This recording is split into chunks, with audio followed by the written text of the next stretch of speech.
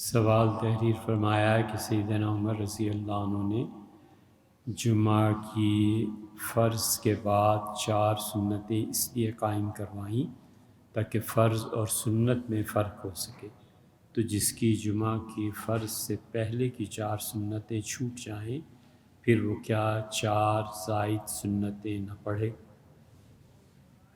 دیکھیے حضرت، جمعے کے بعد جو 4 رکعتیں ہیں یا 2 رکعتیں ہیں، اس پہ اختلاف صحابہ کرام رضی اللہ عنہم کے زمانے سے چلا آتا ہے، اور سیدنا عمر رضی اللہ عنہ نے کوئی ایسا کام نہیں کیا۔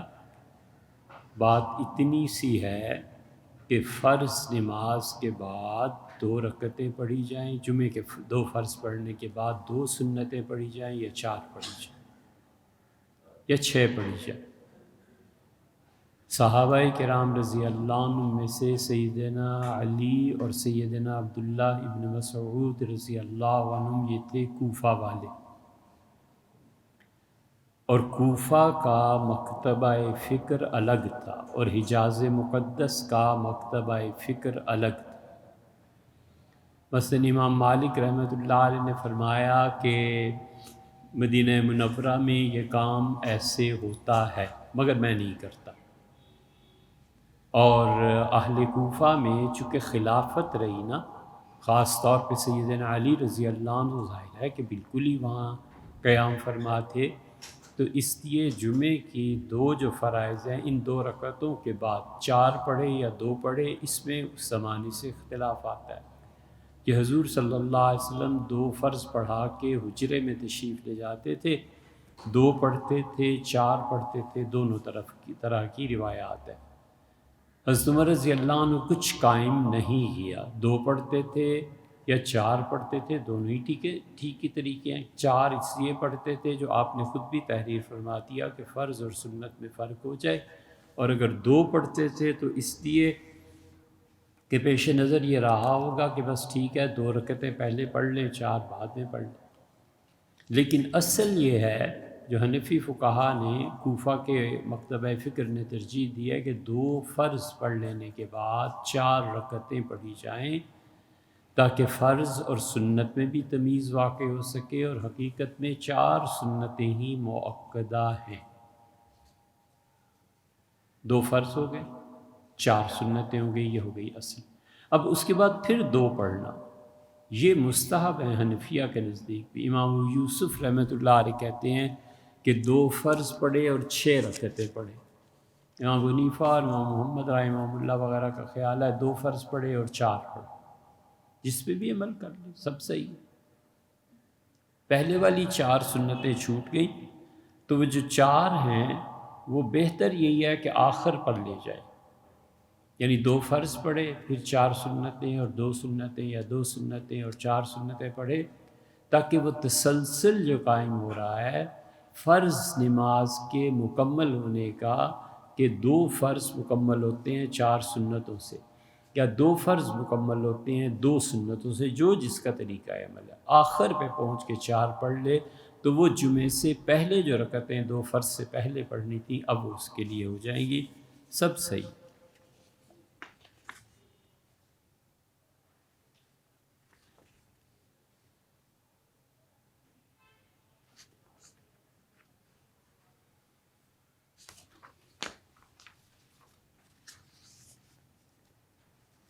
حضور اکرم صلی اللہ علیہ وسلم کے متعلق عود کی جو خوشبو کا استعمال ہے، کیا عود کے علاوہ بھی کوئی خوشبو استعمال فرماتے تھے؟ یہ تو بھیا چند سال سے ہوا ہے، عود اور شہد اور پتہ نہیں اور کیا کیا، جتنی کھانے پینے کی چیزیں ہیں، جتنا یہ شہد اور دودھ کا معاملہ ہے، یہ سارا دین کب سے ہوا ہے، اور کوئی کام نہیں رہ گیا۔ قرآن کی آیات، احادیث، بلا شبہ اس میں ثواب ہے، کوئی شک نہیں ہے، لیکن دین اب یہی رہ گیا ہے۔ شہد کی دکانیں کھولو، عطر کی دکانیں کھولو، عود کی احادیث سناؤ، اس لیے کہ آپ نے پڑھی بھی کیا ہوگی، وہ تو کوئی گمان نہیں ہے کہ کوئی پڑھ لے، آپ نے سن لیا ہے کسی سے، ممکن ہے تبلیغ والوں سے سن لیا ہو تو اب عود بہت اچھا ہو گیا، اور کچھ نہیں رہا، نہ مطالعہ کریں، نہ پڑھیں، نہ ہی ٹیکنالوجی سائنس اس پہ محنت کریں، اور اپنے بچوں کو بتائیں کہ یہ کام ہے کرنے کے، عود بیچو، شہد بیچو، دکانیں کھولو، بس یہی اب اسلام رہ گیا ہے، تاکہ وہ دین کی جو چیزیں ہیں، حضور اقدس صلی اللہ علیہ وسلم کی غیر موقدہ سنتیں ہیں، عادات بشریہ کے تحت جو کچھ آپ نے ادا کیا اسے بیچیں، اس سے پیسے ملیں گے، اور جو حقیقی اللہ کی بندگی ہے وہ نہیں بتانی۔ حضور اقدس صلی اللہ علیہ وسلم بہت سی خوشبوئیں استعمال کرتے تھے، مشک ہے، اس کے متعلق بہت جگہ آیا ہے کہ حضور صلی اللہ علیہ وسلم نے مشک اور عنبر کو سب سے اچھی خوشبو قرار دیا، اور بتایا کہ جو لوگ مشک استعمال کرتے ہیں وہ سب سے اچھا عطر استعمال کرتے ہیں۔ ایک خاتون حاضر ہوئی، مسند ابی یعلیٰ میں آتا ہے، تو اس نے عرض کیا کہ میں نے اپنے بچے کی بیٹی کی رخصتی ہے اور مجھے کچھ دے دیں، تو حضور صلی اللہ علیہ وسلم کے پاس کوئی چیز نہیں تھی، تو نبی کریم صلی اللہ علیہ وسلم نے برتن منگایا شیشے کا، اور اپنا پسینہ اس میں جمع فرمایا اور وہ اسے دے دیا، فرمایا بس جو بھی کپڑے پہناؤ اس پہ یہ لگا دینا۔ تو اتنی اس کی خوشبو تھی کہ اہل مدینہ چونک اٹھے کہ یہ کیسی خوشبو ہے۔ بتایا گیا کہ حضور اقدس صلی اللہ علیہ وسلم کے پسینے کی ہے، یہاں تک کہ وہ گھر جو تھا اتنے لوگ وہ پسینہ مبارک استعمال کرنے آتے تھے کہ اس کا نام بیت المطیبین پڑ گیا، یعنی خوشبو والوں کا گھر۔ اور حضور صلی اللہ علیہ وسلم پسینے سے جو خوشبو اٹھتی تھی، کوئی چیز صحابہ کرام رضی اللہ عنہ کہتے ہیں اس کا مقابلہ نہیں کر سکتی۔ اور پھر مسند احمد کی روایت میں آپ نے اطیب الطیب، سب سے اچھی خوشبو، سب سے زیادہ پسندیدہ وہ مشک ہے، اسے استعمال کرو۔ مسند احمد میں حدیث آئی ہے۔ پھر ریحان، یہ ریحان کا ذکر تو اللہ نے قرآن پاک میں بھی کیا ہے، وَرَوْحٌ وَرَيْحَانٌ، اللہ قیامت میں جنت میں انہیں لے جائے گا تو جنتیوں کو ریحان پیش کیا جائے گا، اس کا استعمال ضرور کرنا چاہیے۔ ریحان جو ہے وہ بوٹی ہوتی ہے نا، یہ نیازبو کی، اس کے متعلق فرمایا یہ ریحان بہت زیادہ ایرانی استعمال کرتے ہیں۔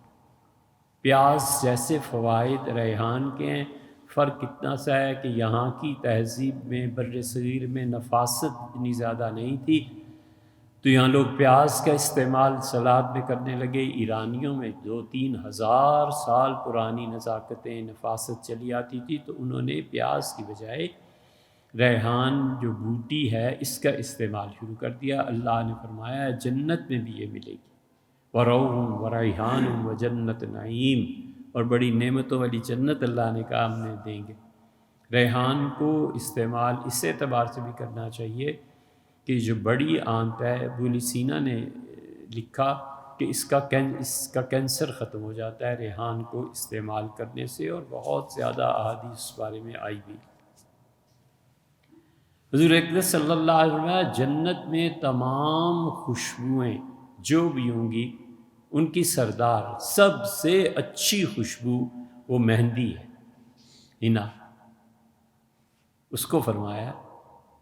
لیکن اب یہ پڑھے کون اور بتائے کون؟ حنا کے متعلق فرمایا، اور حنا میں ہی جب اس کے پھول پڑتے ہیں تو اسے فاغیہ کہتے ہیں۔ فاغیہ کے متعلق بھی حدیث میں آیا، حضور صلی اللہ علیہ وسلم سب سے اچھی خوشبو فاغیہ ہے، سب سے اچھی خوشبو لوگوں جو تم استعمال کرتے ہو وہ حنا کی خوشبو ہے۔ حضور صلی اللہ علیہ وسلم بھی فرماتے تھے، لوگوں کو ترغیب بھی دیتے تھے۔ لیکن بات وہی ہے کہ نہ پڑھیں نہ تعلیم حاصل کریں، ایک چونکہ نام سن لیا نا عود کا، بس اب دنیا بھر میں عود ہی عود ہے، اور وہ جتنا بھی مہنگا کرو، عود بھی اصلی ہو نہ ہو جو مرضی ہے۔ یہ فوائد ہیں جہالت کے، یہ فوائد ہیں گمراہی کے، ولیعوذ باللہ۔ روافظ کا ذبیحہ حلال ہے یا حرام؟ بھیا یہ کئی مرتبہ ہم عرض کر چکے، پھر وہی بات، اگر وہ مسلمان ہے اور اس کے عقائد میں کفر نہیں ہے تو وہ جائز ہے، اور اگر کفر ہے تو ناجائز ہے۔ کئی بار یہ بات بیان ہو چکی۔ ابن حمام رحمۃ اللہ علیہ نے فتح القدیر میں لکھا ہے کہ اگر وہ اہل تشیع میں سے ہے تو باوجود اس کے کہ اس کے عقائد ٹھیک بھی ہوں تو بھی بہتر ہے کہ اس گوشت سے بچا جائے۔ دو چیزوں کے متعلق وہ کہا کہتے ہیں، وہ کہتے ہیں کہ اہل کتاب سے شادی اگرچہ جائز ہے، بہتر ہے کہ اس سے بچا جائے، اور یہی وہ اہل تشیع کے بارے میں بھی کہتے ہیں۔ I have read in some ahadith about a strange person who appeared at the time of Prophet sallallahu alaihi wasallam. His name was Ibn Sayyad or Ibn Sa'id. Who was this man and what was he? He was a false Dajjal.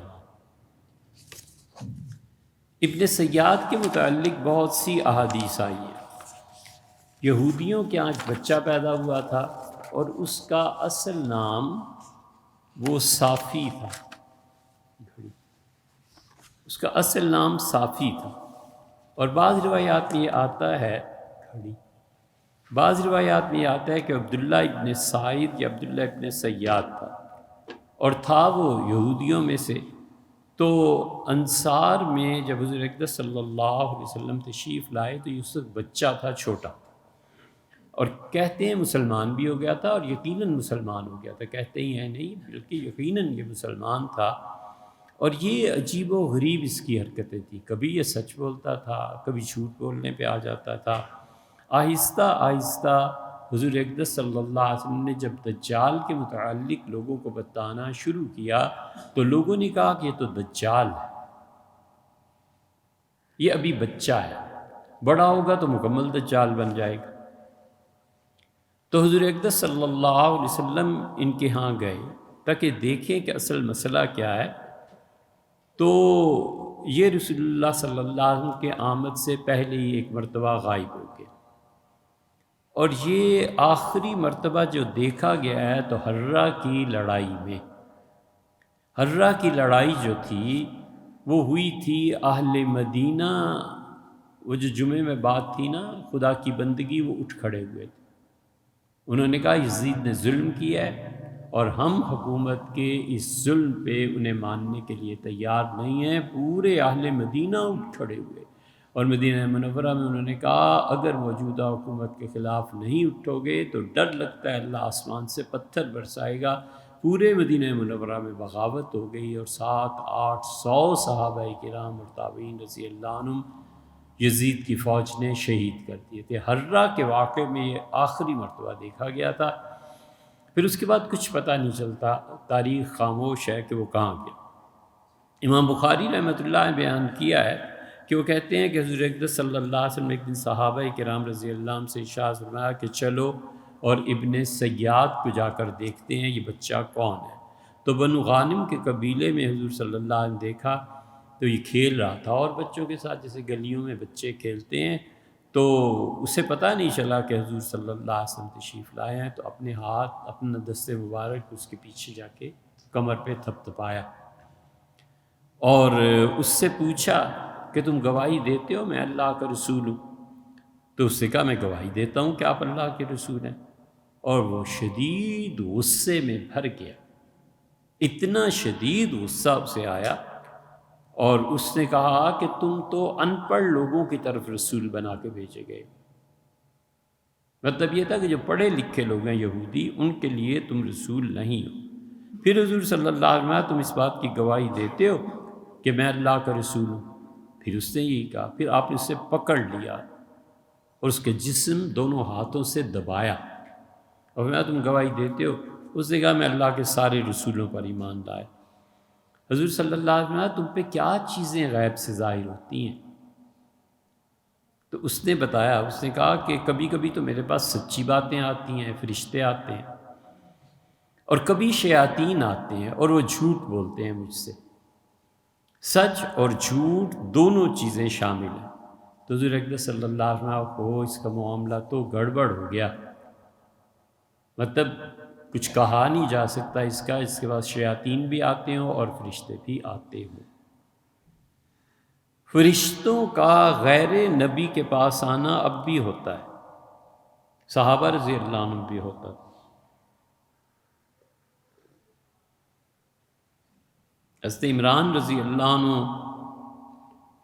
کی جو بیماری ہے اس میں آتا ہے، عمران رضی اللہ عنہ نے کہا کہ میری آنکھ کھلتی تھی تو اللہ کے فرشتے لائن قطار بنا کر کھڑے ہوتے تھے، مجھ سے مصافحہ کرتے تھے۔ بہت صحابہ رضی اللہ عنہ کا فرشتے آئے ہیں، یہ ہوا ہے، تابعین، تبع تابعین بھی، فرشتے ادھر بھی آتے تھے، اللہ کے فرشتے اب بھی آتے ہیں۔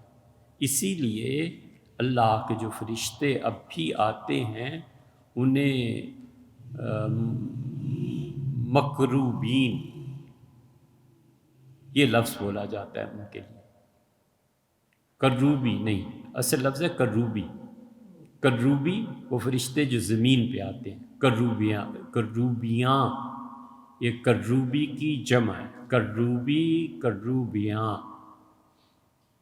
صدر مملکت تقریر فرما رہے تھے کراچی والے، اور وہ کروبیاں جو تھا وہ کسی مجبوری سے ہم بھی بیٹھے ہوئے تھے تو انہوں نے پڑھا کروبیاں، شکر کیا، جان چھٹی، پھر گاڑی کی طرف گئے تو سیکرٹری نے کہا چائے بھی کہتے ہیں پینی ہے، ہم نے کہا عرض کیجیے گا کہ کروبیاں کوئی لفظ نہیں ہوتا، کروبیاں ہیں، اردو سیکھ لیں تو ہم بھی آئیں۔ یہ حالت ہے تعلیم کی۔ تو حضور اقدس صلی اللہ علیہ وسلم نے کہا تمہارا معاملہ گڑبڑ ہو گیا، کروبی فرشتے زمین کے، آسمان کے فرشتے ملائکہ، یہ بھی، شیاطین بھی۔ پھر حضور صلی اللہ علیہ وسلم اس کا امتحان لیا، فرمایا میں نے ایک بات سوچی ہے، تم بتاؤ میں نے کیا سوچا۔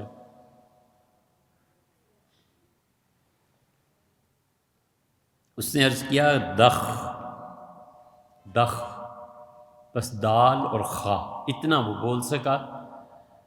تو حضور صلی اللہ علیہ وسلم میں نے دخان کا سوچا تھا، سورہ دخان ہے نا قرآن کریم میں، فرمایا میں نے اس کا سوچا تھا، دخ تک یہ پہنچ گیا، اور پھر میری نبوت کا روب اس شخص پہ پڑ گیا، اس بچے پہ پڑ گیا۔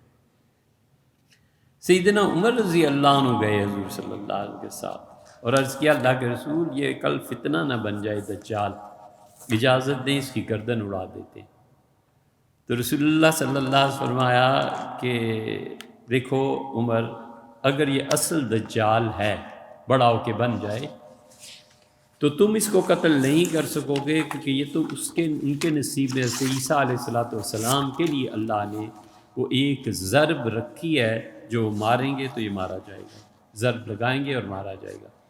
اور اگر یہ وہ دجال نہیں ہے تو خام خواہ خون بہانے کا کیا فائدہ۔ سیدنا عمر رضی اللہ عنہ کی رائے آخر تک یہی رہی، اور وہ کہتے تھے کہ یہ دجال ہے۔ یہاں سے پتہ چلتا ہے کہ بہت سے ایسے امور جن کا تعلق وحی سے نہیں ہے، محض حضور صلی اللہ علیہ وسلم کی رائے مبارکہ سے ہے، اس رائے سے صحابہ کرام رضی اللہ عنہ کا اختلاف تھا۔ پھر یہ عبداللہ ابن عمر رضی اللہ عنہ کہتے تھے حضرت عمر رضی اللہ عنہ کے صاحبزادے کہ حضور اقدس صلی اللہ علیہ وسلم ایک مرتبہ کھجوروں کا ایک باغ تھا، وہاں تشریف لے گئے۔ یہ ابن سیاد کے متعلق پتہ چلا کہ یہ وہاں ہے، یہ بچہ کہیں کھیل رہا ہے۔ تو ابی بن کعب رضی اللہ عنہ حضور صلی اللہ علیہ وسلم کے ساتھ تھے۔ ابی کہتے ہیں میں نے حضور صلی اللہ علیہ وسلم کو دیکھا، بہت کوشش آپ نے کی کہ اس کی آواز میں سنوں کہ یہ باتیں کس سے کر رہا ہے، گفتگو کس سے کر رہا ہے۔ ابی رضی اللہ عنہ کا آپ ایک کھجور کے درخت کے پیچھے کھڑے ہوئے، پھر جب یہ ذرا سا چلا تو اب دوسرے درخت کے پیچھے تیزی سے تشریف لے گئے، پھر تیسرا درخت، بار بار درختوں کو آڑ بنا کر سننا چاہتے تھے کہ یہ ہے کیا، کہتا کیا۔ تو ابن سیاد کو حضور صلی اللہ علیہ وسلم نے آخر پتہ نہیں منہ میں کچھ بڑبڑا رہا تھا، تو آپ نے فرمایا صاحب سیاد، تو اس نے حضور اقدس صلی اللہ علیہ وسلم کو دیکھا اور پھر بھاگ گیا۔ ابی رضی اللہ عنہ کہتے تھے کہ اگر وہ اس دن نہ بھاگتا اور آوازیں ہم سن لیتے تو کچھ نہ کچھ تو پتہ چلتا کہ یہ کیا ہے۔ سوال اس سے یہ پیدا ہوتا ہے کہ یہ ابن سیاد جو تھا صافی، کیا یہی دجال تھا؟ پھر حضور اقدس صلی اللہ علیہ وسلم کا اس کا امتحان لینا، تو صحابہ کرام رضی اللہ عنہ میں سے بہت سے اس طرف گئے ہیں، اور حضرت عمر رضی اللہ عنہ نے رسول اللہ صلی اللہ علیہ وسلم کے سامنے قسم اٹھا کر کہا کہ اللہ کی قسم، اللہ کے رسول، یہ دجال۔ حضور صلی اللہ علیہ وسلم سیدنا عمر رضی اللہ عنہ کو دیکھتے رہے، ارشاد کچھ نہیں فرمایا۔ اسے معلوم ہوتا ہے کہ عین ممکن ہے وہی ہو، اور عین ممکن ہے کہ اس کے دوستوں میں سے ہو یا کچھ معاملہ ایسے ہو۔ چنانچہ جابر بن عبداللہ رضی اللہ عنہ جو تھے، وہ خدا کی قسم حضرت عمر رضی اللہ عنہ کی طرف اٹھاتے تھے اور کہتے تھے کہ یہ دجال ہے، اور انہوں نے کہا میں نے خود دیکھا عمر رضی اللہ عنہ حضور صلی اللہ علیہ وسلم کی موجودگی میں قسمیں کھا رہے تھے کہ یہ دجال ہے، اس کو مار دیں۔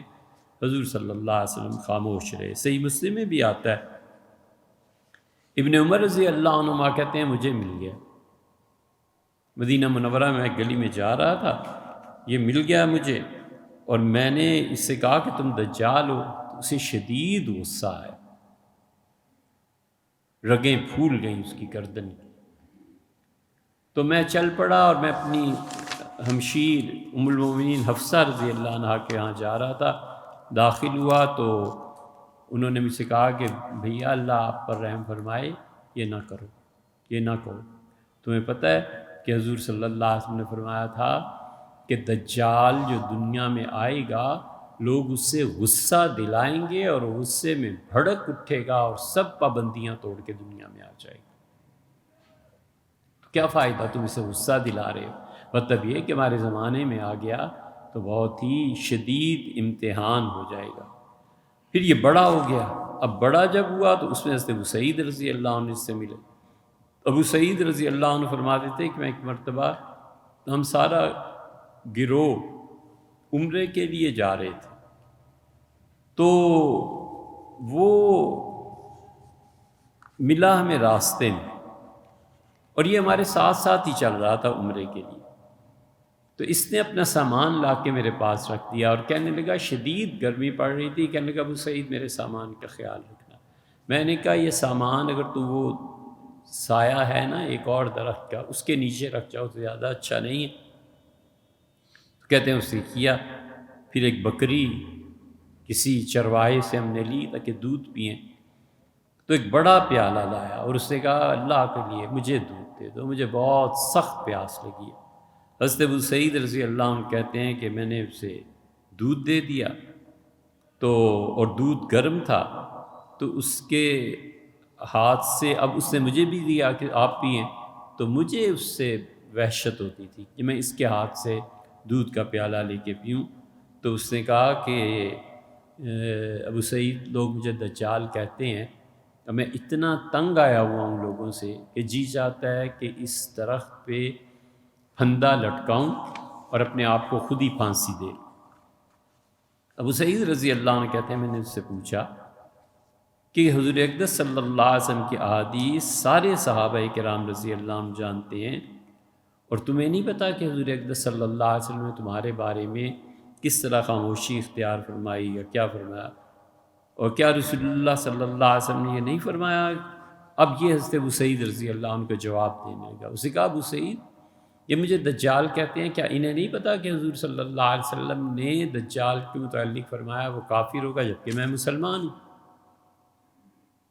ابو سعید رضی اللہ عنہ کہتے ہیں میں سنتا رہا۔ اس نے دوسری دلیل دی اور اس نے کہا تمہیں نہیں معلوم ابو سعید کہ دجال کے یہاں کوئی اولاد نہیں ہوگی، اور میرا بیٹا مدینہ منورہ میں زندہ ہے، جا کے دیکھو۔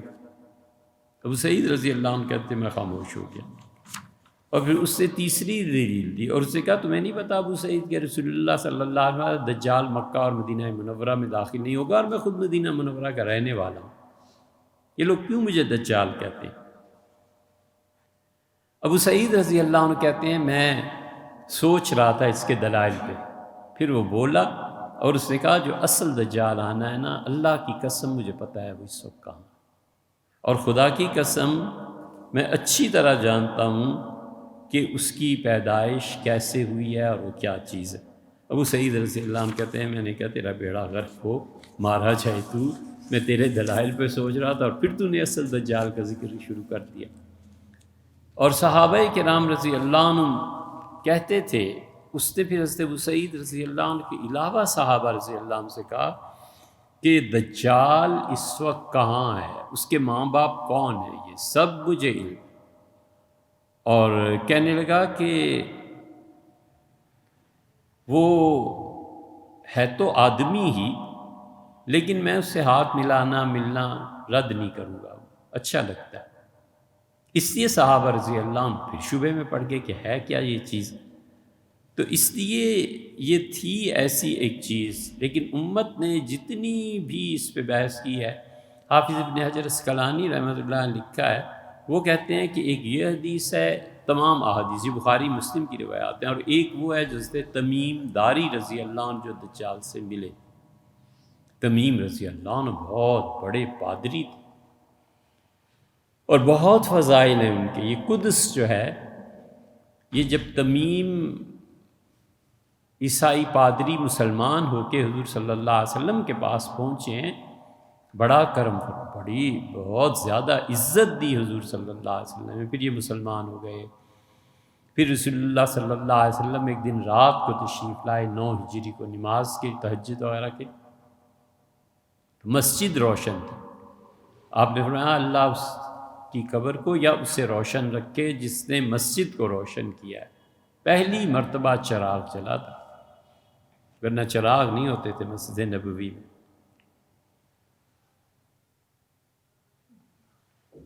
جس نور کے انوار نے پوری کائنات کو منور کر دیا، اس کی اپنی مسجد میں بالکل سادگی۔ حضور اقدس صلی اللہ علیہ وسلم دعا بھی دی، بتایا گیا ہے کہ تمیم رضی اللہ عنہ نے یہ کہا تھا اور یہ کیا ہے، تو رسول اللہ صلی اللہ علیہ وسلم نے ان کے اس فعل کو اچھا جانا کہ مساجد میں یہ کیا جائے۔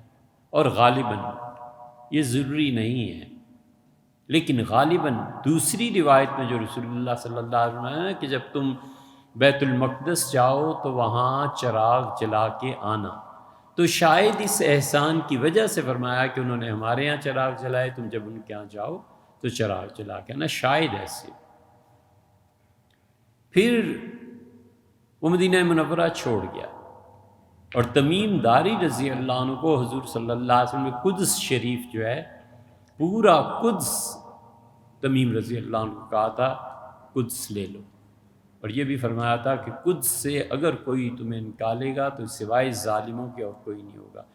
قدس اسی لیے اتنا قابل احترام رہا ہے کہ سیدنا عمر رضی اللہ عنہ جب ٹیکسز وغیرہ لگائے تو فرمایا قدس کو کچھ نہ کہنا، حضور صلی اللہ علیہ وسلم نے انہیں دیا تھا سے تمیم رضی اللہ عنہ۔ خلافت عثمانیہ میں سب جگہ سے ٹیکس لیتے تھے، اور 2 جگہیں ایسی تھیں جہاں وہ نہیں، ایک قدس سے نہیں لیتے تھے، اور ایک قسطنطنیہ جب سلطان فاتح نے فتح کیا تو انہوں نے داخل ہوئے اور یہ کہا کہ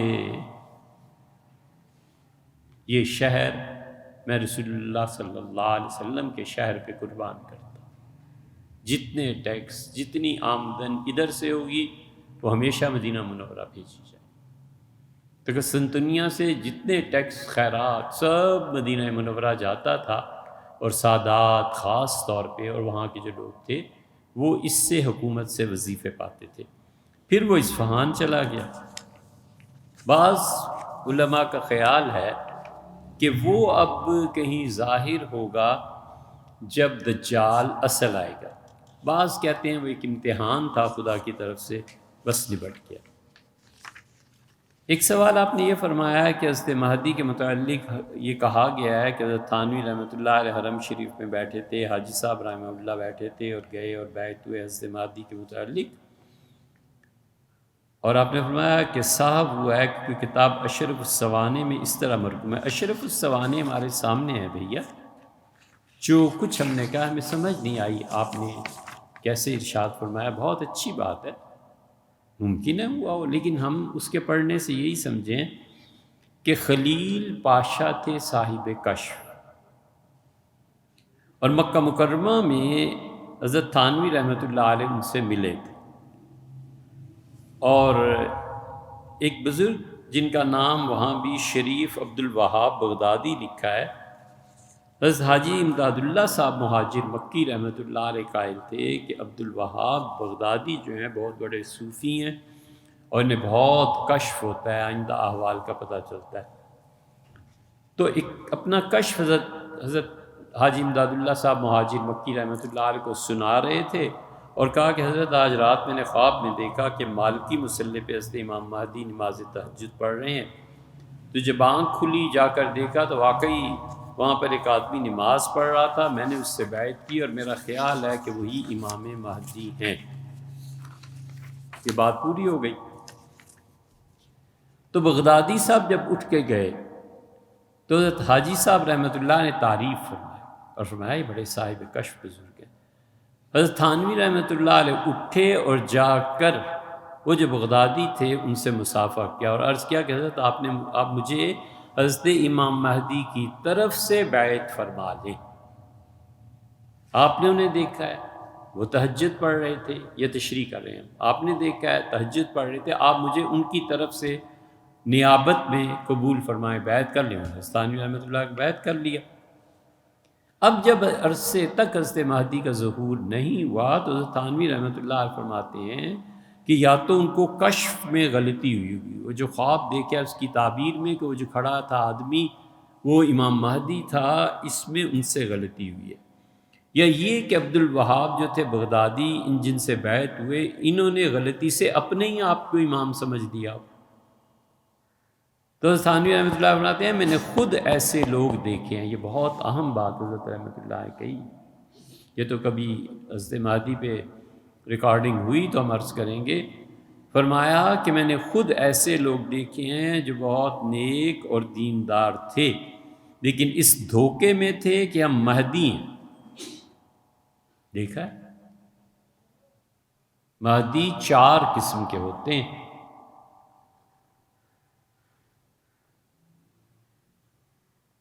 خود ہمارے شیخ حضرت مولانا سید حامد میاں صاحب رحمۃ اللہ علیہ نے خط لکھا اپنے شیخ حضرت مدنی رحمۃ اللہ علیہ اور لکھا کہ حضرت بار بار مجھے کہا جاتا ہے تم مہدی ہو مہدی ہو مہدی، کیا کریں؟ جواب آیا کہ اس کے علاوہ کوئی مفہوم نہیں ہے کہ آپ خود ہدایت پر ہیں یا آپ کے شیخ ہدایت پر ہیں۔ بس ایک مرتبہ تحریر فرمایا کہ مہدی ایک تصوف کا مقام ہے، جب آدمی اس سے گزرتا ہے تو اسے شبہ ہو جاتا ہے کہ وہ مہدی جو احادیث میں آیا ہے میں وہی ہوں، اور شیطان بھی دھوکہ دیتا ہے تو یوں کہنے لگتا ہے۔ اس لیے ہر آدمی جو مہدی ہونے کا دعویٰ کرے اسے یہ جو سزائیں دیتے ہیں نا، یہ پولیس پکڑ کے لے گئی اور یہ ہو گیا اور وہ ہو گیا، انہیں پتہ ہی نہیں ہے، علم ہی نہیں ہے کہ یار کس آدمی کو پکڑ رہے ہو۔ ممکن ہے اللہ کا اچھا بندہ ہو، کسی مقام پہ پہنچا ہو، شیخ کا انتقال ہو گیا ہو، شیخ اسے مقام سے نہ نکال سکے۔ علامہ اقبال نے کیا کہا ہے؟ علامہ اقبال نے کہا ہے کہ وہ نیتشے جو تھا نا، اگر حضرت مجدد الفسانی سرہندی رحمۃ اللہ علیہ کے زمانے میں ہوتا تو حضرت مجدد جس مقام پر پہنچ کے وہ جرمن فلسفی پھنس گیا تھا نکال لیتے اور آگے لے جاتے۔ ایسے ہوتا ہے، ہر ایک کے پیچھے لٹھ لے کے نہیں پڑ جانا چاہیے۔